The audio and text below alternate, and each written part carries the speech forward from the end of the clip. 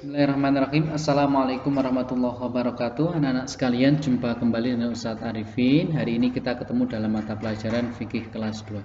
Anak-anak sekalian, sebelum mulai belajar selalu Ustadz Arifin ingatkan untuk kita berdoa kepada Allah, karena Allah satu-satunya yang bisa menolong kita, satu-satunya Allah yang memberi pertolongan kepada kita, dan satu-satunya Allah sajalah yang akan memberi balasan kepada kita, yaitu balasan berupa kebaikan, yaitu surganya Allah. Untuk itu marilah kita niatkan belajar kita, anak-anak dengarkan materi ini, mengerjakan soal itu hanya karena Allah, tidak lain tidak bukan untuk ibadah. Marilah bersama-sama kita awali dan berdoa terlebih dahulu. A'udzubillahi minasyaitonirrajim. Bismillahirrahmanirrahim. Raditu billahi rabba wa bil islami dina wa bi Muhammadin nabiyya wa rasula. Rabbi zidni ilma warzuqni fahma. Amin. Baiklah anak-anak sekalian, untuk pertemuan kali ini kita masih membahas sholat Jumat. Nah, yaitu masih di pelajaran 8, ada di buku paket fikih halaman 30 sampai dengan 32.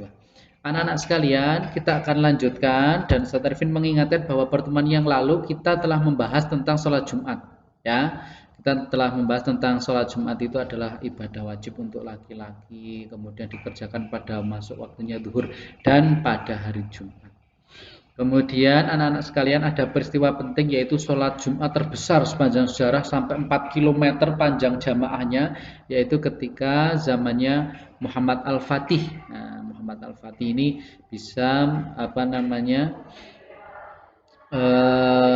mengalahkan Konstantinopel dan memiliki sejarah, yaitu bisa bisa meneruskan pembangunan peninggalannya sangat besar yang mana sekarang digunakan sebagai masjid, yaitu Hagia Sophia.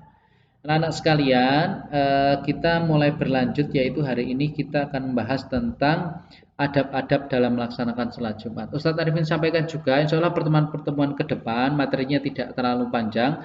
Ustadz Arifin usahakan videonya singkat, tidak panjang seperti pertemuan-pertemuan yang lalu. Kita bahas dari sedikit aja, yang penting bisa fokus dan paham, jadi tidak terlalu banyak materi yang akan kita bahas. Anak-anak sekalian, kita mulai masuk di adab-adab sholat Jumat. Ketika anak-anak sudah tahu sholat Jumat itu bagaimana, waktunya kapan, yang wajib siapa, maka kita lanjutkan pembahasannya kepada adab-adab sholat Jumat. Jadi sebelum mau mendatangi sholat Jumat, sebelum mau mendatangi masjid pada hari Jumat pada waktu zuhur, ada adab-adab yang harus kita laksanakan. Karena apa? Karena hari Jumat itu dikatakan sebagai hari raya. Hari raya apa? Hari raya mingguannya umat Islam. Dalam satu minggu itu satu hari raya, itu hari Jumat. Di mana hari Jumat itu banyak keutamaannya. Orang-orang banyak bersedekah ketika hari Jumat. Berdoa itu lebih mustajab pada hari Jumat. Dan lain sebagainya. Maka hari Jumat itu adalah hari yang penting. Kita akan bahas adab-adab sebelum melaksanakan sholat Jumat. Karena ini penting untuk diamalkan, karena minimal setiap satu minggu sekali anak-anak bisa melakukan adab-adab ini, dan tolong dilaksanakan. Yang pertama, adab untuk mendatangi sholat Jumat adalah mandi. Jadi anak-anak sekalian, sebelum melaksanakan sholat Jumat diusahakan untuk mandi. Sebelum berangkat mandi terlebih dahulu supaya badannya bersih dan menggunakan pakaian terbaik. Jadi mandi itu selain untuk menyegarkan tubuh, juga membuat kita nanti gak ngantuk di masjid. Kalau pulang mohon maaf masih bau keringat, nanti di masjid mengganggu orang yang lain. Yang pertama adalah mandi, tolong diingat-ingat ya. Adab sholat Jumat yang pertama adalah mandi. Yang kedua adalah berangkat segera untuk dapat shaf depan. Kita baca bersama-sama. Berangkat segera untuk dapat shaf depan. Maksudnya apa? Ketika mau melaksanakan sholat Jumat, berangkatnya jangan mepet-mepet. Usahakan berangkatnya lebih awal, sehingga ketika nanti di masjid, sampai masjid kita bisa masuk dan bisa ikut di shaf depan, pada bagian depan. Nanti kalau kita mohon maaf kepada shaf yang paling belakang, itu pahalanya kurang. Kalau di depan pahalanya lebih banyak. Nah, maka anak-anak sekalian, berangkat ke masjid jangan mepet. Apalagi setelah azan, bisa berangkat ke masjid itu sebelum azan ya. Jadi anak sekalian yang di rumah tidak punya kesibukannya insya Allah bisa diatasi kalau anak-anak berangkatnya lebih awal. Bisa malah ketika ada dengar suara qira ngaji di masjid itu langsung berangkat. Di masjid ngapain? Nanti akan kita bahas, ada pembahasannya lagi. Yang kedua adalah berangkat segera. Yang ketiga adalah sholat tahiyatul masjid. Jadi kalau anak-anak sampai di masjid ketika mau melaksanakan sholat Jumat, sampai di masjid di sana itu bukan malah nyari temen ngajak ngobrol, duduk-duduk di teras, motongi kuku, kemudian berjemur, ngobrol atau main lari-lari. Ketika anak sampai ke masjid, yang harus dilakukan dulu kalau sudah wudhu, masuk ke masjid menggunakan kaki kanan, berdoa Allahumma ftahli abwaaba rahmatik. Setelah masuk kemudian Allahu Akbar. Salat sunnah tahiyatul masjid. Apa tahiyatul masjid itu? Salat sunnah untuk menghargai atau salat sunnah ketika kita awal masuk masjid. Jadi awal masuk masjid sebelum salat-salat yang lain, salat wajib. Misalnya ada nanti salat qobliyah atau salat Jumat misalnya atau sholat wajib subuh atau sholat duhur asar, sebelumnya itu kita berdiri dulu sholat 2 rakaat untuk sholat tahiyatul masjid. Jadi pertama masuk masjid belum duduk, jadi pertama masuk belum duduk, belum ngapa-ngapain, tahiyatul masjid dulu. Paling awal itu namanya tahiyatul masjid. Masuk langsung sholat namanya tahiyatul masjid. Yang ketiga, diingat-ingat ya, yang ketiga tahiyatul masjid. Yang keempat adalah berzikir sembari menunggu imam. Adab yang keempat adalah berzikir sembari menunggu imam. Kalau kita datangnya awal seperti tadi Ustadz Arifin sampaikan, datang ke masjid awal nih kemudian kok masih sepi, saya juga mau ngapain, bingung kan, kesana kemari nggak jelas. Maka yang dilakukan adalah zikir. Zikir itu ngapain?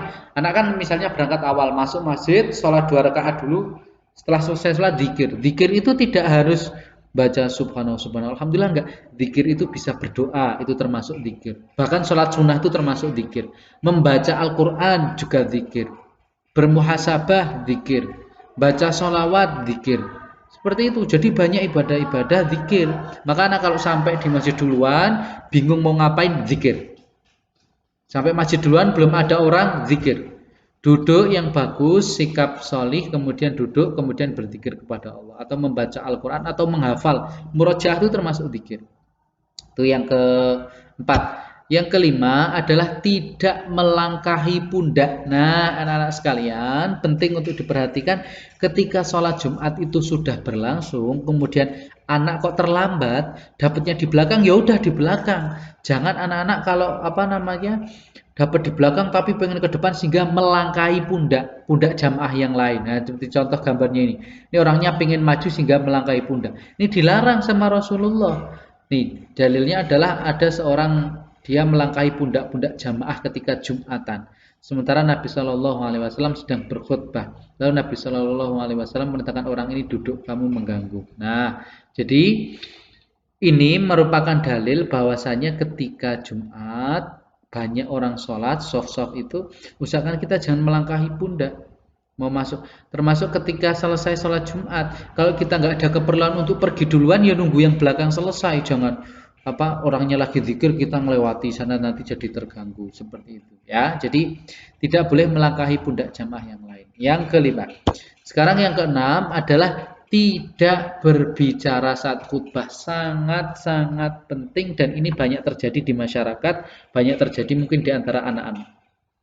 Anak-anak tolong perhatikan betul bahwasanya anak-anak SD inovatif karena sudah tahu materi ini tentang tidak diperbolehkannya mengobrol ketika khotib atau ketika pelaksanaan sholat Jumat, jangan dilakukan. Tapi Ustadz saya itu sok ketemu teman, cari tempat yang nggak ada anak-anak kecil. Kalian boleh misalnya malah justru Ustadz Arifin sangat setuju kalau anak-anak berangkat bareng ayah, kemudian berangkatnya awal sama ayah di depan. Duduk di depan zikir, mendengarkan khutbah, sedang menyampaikan ceramah-ceramahnya, khutbahnya.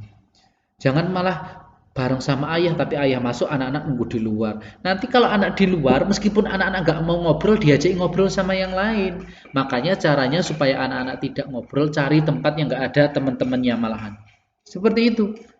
Ya, dan ini sangat penting. Bahkan sampai ini, kalau kita misalnya saking pentingnya tidak bolehnya ngobrol, kita misalnya kita lagi duduk Jumatan nih, kemudian ada teman di samping kanan kita kok ngobrol, kemudian kita bilang, jangan ngobrol. Seperti itu kita termasuk ngobrol. Sholat Jumat kita sia-sia itu artinya nggak berguna. Bayangkan, kita ngingetkan aja nggak boleh, apalagi kok ngobrol. Mau piye tugasnya? Aku rampung. layangan dan lain sebagainya, nggak boleh. Maka anak-anak sekalian, kalau khotbah perhatikan betul, jangan sampai mengobrol. Ingat pesannya Ustadz Arifin, melatih mulai dari sekarang. Ya, kalau dulu Ustadz Arifin kecil mungkin nggak bisa seperti kayak anak-anak sekarang nggak ngobrol karena dulu belum tahu. Tapi setelah Ustadz Arifin SMP udah tahu tentang tidak boleh ngobrol, udah nggak ngobrol lagi. Insya Allah sampai sekarang. Anak-anak tolong praktekkan jangan ngobrol ketika sholat Jumat.